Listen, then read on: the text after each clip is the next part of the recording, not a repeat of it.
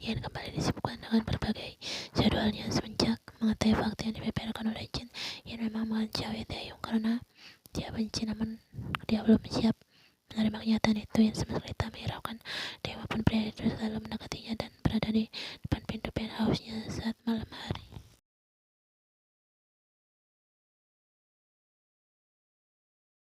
Theo hanya memandang ke arah balkon rumah Ian yang selalu saja kosong, bahkan tidak itu tak pernah terbuka lagi ketika berpapasan. Ian bahkan enggan melihat ke arahnya. Hal itu membuat Theo merasa kecewa. Dia tidak tahu apa kesalahannya sampai Ian mengabaikannya lagi.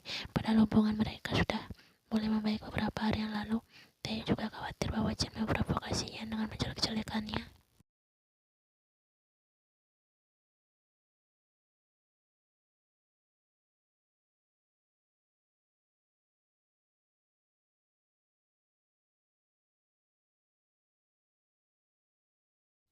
Ia sedang berbaring dan menonton film di atas ranjang. Matanya terus menatap ke arah diri yang sengaja ditutup agar dia yang tak melihatnya lagi. Pasti pria itu saat ini merasa kebingungan jika mendengar fakta dan bukti yang dikatakan oleh Jin. Ia merasa bodoh jika harus merespon Taeyong dengan baik, namun di dalam hati kecilnya dia masih merasa kasihan. Suara bel pintu utama membuat Ian sadar dari lamunannya. Dia menghela nafas dan berusaha menuju keluar kamar. Mungkin saja dia itu mengantar makanan karena 10 menit yang lalu dia baru saja memesan pizza.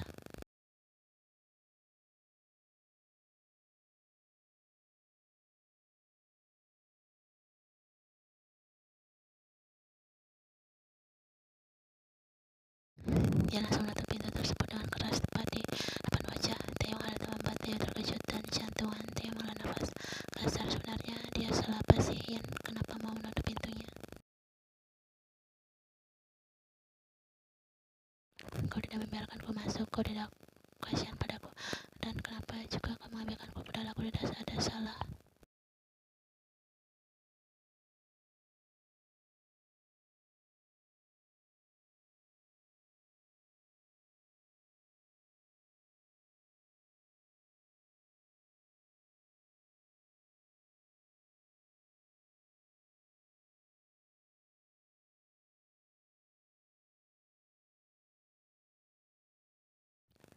Ada apa denganmu? Tanya Taeyong sudah sangat penasaran dengan kelakuan Ian.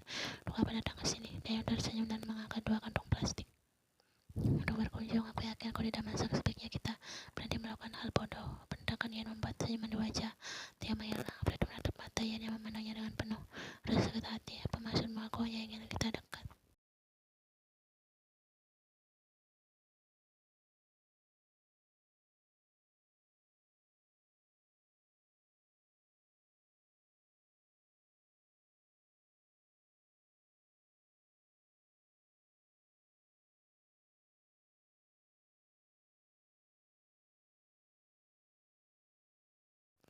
Sebaiknya kau pergi. Aku mohon pergi dari kehidupanku selamanya. Dari Ian dengan mata berkaca-kaca. Entah kenapa hatinya bersakit saat mengucapkan hal itu. Kenapa menyuruhku pergi? Ian mengeratkan genggaman tangannya. Karena aku muak jika harus berhadapan denganmu. Aku benci jika harus berpura-pura baik untuk sekedar menjaga perasaanmu. Jadi aku mohon berhenti menggangguku. Taeyong hanya diam walaupun hatinya begitu sakit sekarang. Taeyong kemudian tersenyum miris di depan Ian. Taeyong kemudian menatap mata Ian yang jelas terlihat rasa dan ragu.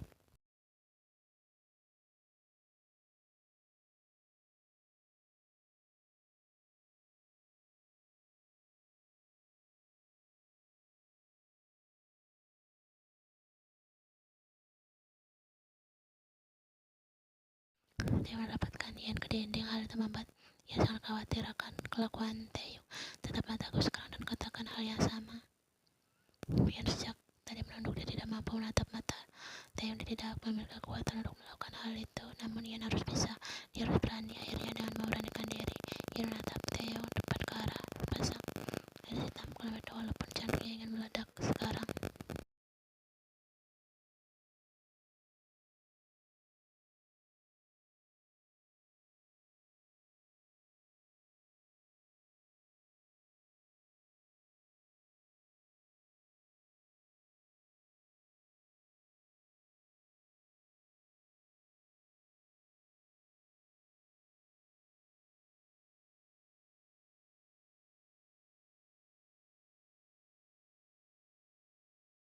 Kamu juga harus pura-pura baik dan aku. Tio langsung membungkam Ian dengan menggila. Kristo berusaha melawan sekuat tenaga, namun Tio menaikkan kedua tangan Ian ke atas dan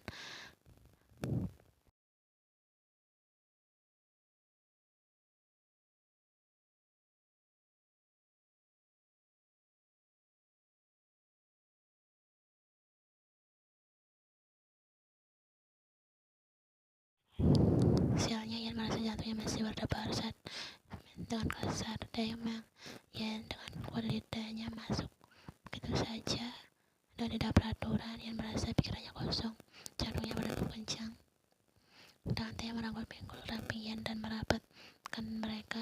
Itu semakin gila saat Tio merasa nafasnya mulai habis. Barulah dia melepaskan mereka yang menetralkan nafasnya, memburu bibirnya merah dan membengkak karena ulah Teo.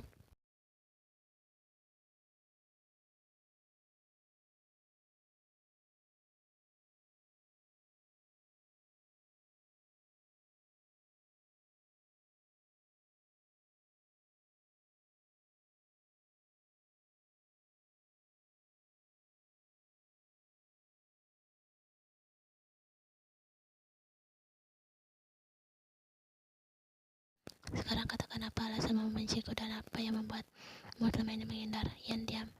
Hanya ia tidak siap jika harus mengatakan sekarang. Dia menyaringi saat Ian hanya diam saja. Dia mendekati wajah gadis itu. Ian, kau harus ingat 3 tahun yang lalu di antara kita. Aku yakin kau belum melupakannya. Bukan semuanya tentang kita, walaupun kita berakhir dengan cara tidak baik. Dari Dayung yang tetap masih diam.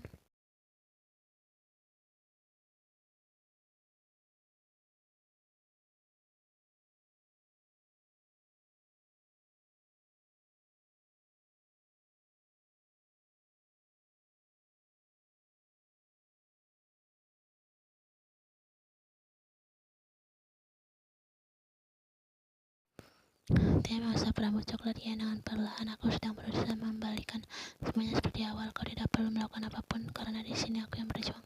Ian merasa dadanya semakin sesak oleh kalimat-kalimat yang diucapkan oleh Taeyong.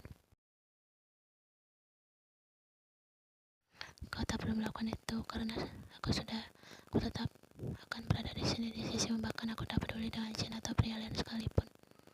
Lagi-lagi Ian terdiam saat ucapannya dipotong oleh Taeyong. Dia menunduk dan kemudian meraih tangan Ian dan menggenggamnya dengan erat.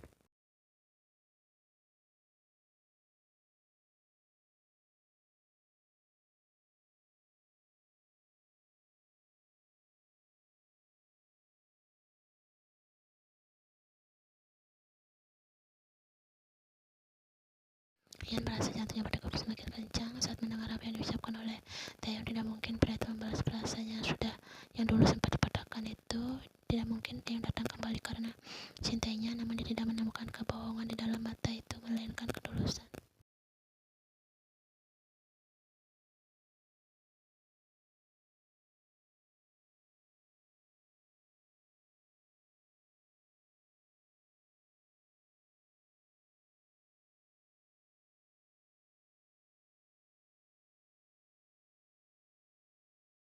Suara bel lapar demi membuatnya gagal. Sekarang Ian berparak deminya dan dia berjalan menuju pintu. Ian melihat dari lubang kecil yang ada di pintunya tersebut dan dia sangat terkejut saat mengetahui jin yang datang.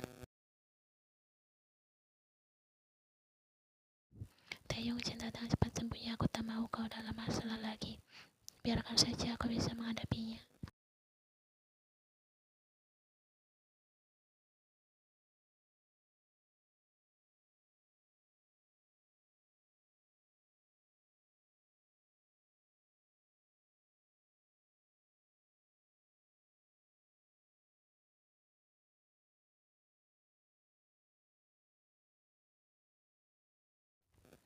Ternyata masih peduli ya.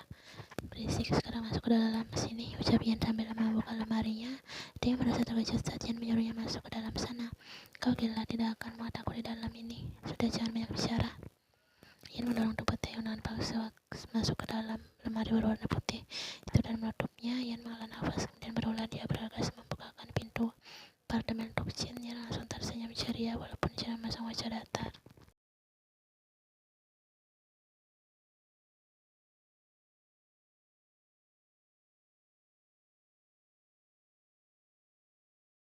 Chen memejamkan matanya menatap Yan dari atas sampai bawah, kemudian dia melirik kantung belanjaan yang berada di depan pintu. Kau berbelanja? Yan merundukkan Taeyong yang ceroboh.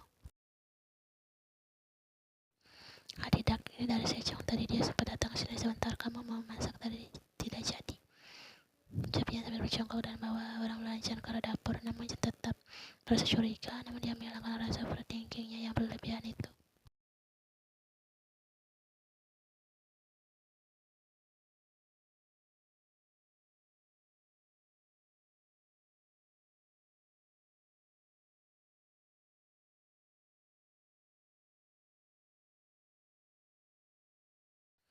Chen menggeleng sedangkan Yan panik. Tidak, sayang, pekerjaan hari ini tidak banyak. Aku akan menginap di sini.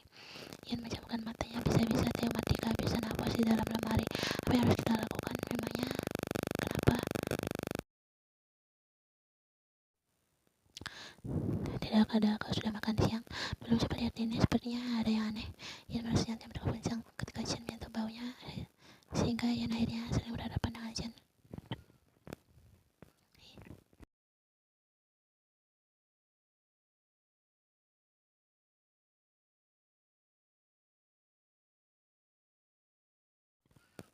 Yan menggeleng. Tidak, aku sudah benar-benar menjauhinya, Chen. Saja tersenyum dan kembali memeluk Yan. Baguslah, dia yang harus dijauhi, dan kau juga harus menjaga perasaanku sebagai kasihmu sekarang. Apa kau paham? Yan mengaku dan membalas pelukan Chen. Isi pikirannya yang saat ini adalah Taeyong. Semoga Fredo tidak pingsan kehabisan napas di dalam lemari.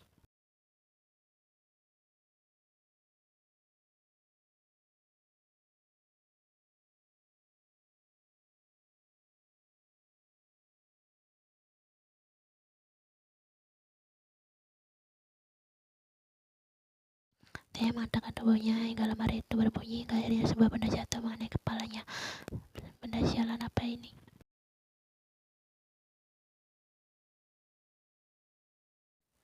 Taeyong mengambil sebuah kotak berwarna green yang jatuh tak jauh dari kakinya. Karena penasaran, dia membukanya. Isinya cukup membuatnya terkejut. Sepasang sepatu flat dengan brand Jimiko. Taeyong masih ingat itu adalah pemberiannya kepada Yen saat Krista pertama kali menjadi gitarisnya. Bahkan dia memaksa Jimin agar membelinya di saat itu juga demi menarik simpati Yen.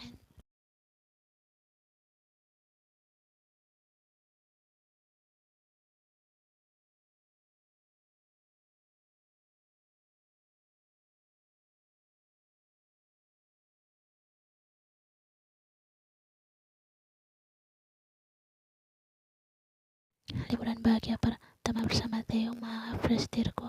Foto ini terpaksa aku cuci. Jika ketahuan menyimpan di ponselnya di Jongkok akan marah. Lagi-lagi Taeyong tersenyum saat membaca tulisan itu. Ternyata Yan masih menyimpan semua kenangan mereka. Hal itu membuat Taeyong semakin yakin bahwa Yan tak sepenuhnya melupakannya.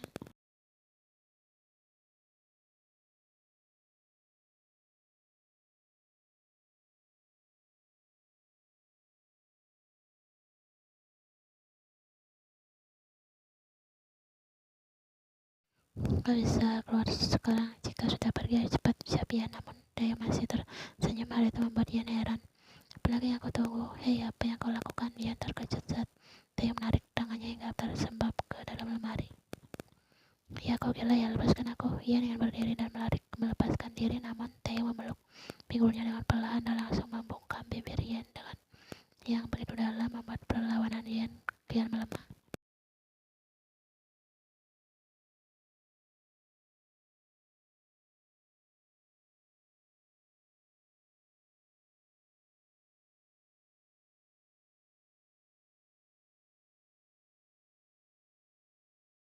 Yan mendorong bahu Taeyong hingga dia merasa nafasnya terangkat.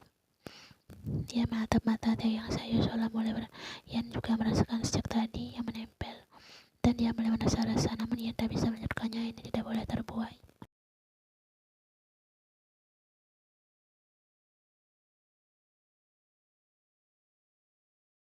Taeyong, cukup, sebaiknya aku pulang. Yan keluar dari dalam lemari tersebut dan kemudian berdiri.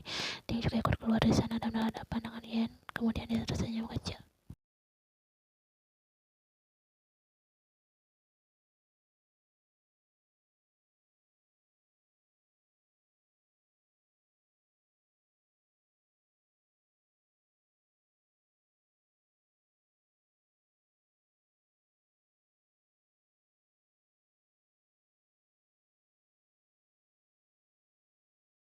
Yang terdiam mendengar ucapan Teh yang seolah memiliki makna begitu dalam. Aku akan pulang, tak perlu mengusirku, besok aku datang lagi, ucap Teh yang seolah itu berdiri pergi meninggalkan Ian sendirian di sana yang berdiri mematung. Ian menahan nafas dan menundukkan dirinya di ranjang. Ian mengacak rambutnya kasar. Ada apa dengannya sekarang? Seharusnya dia mengusir Teh yang bukan terbuai dengannya.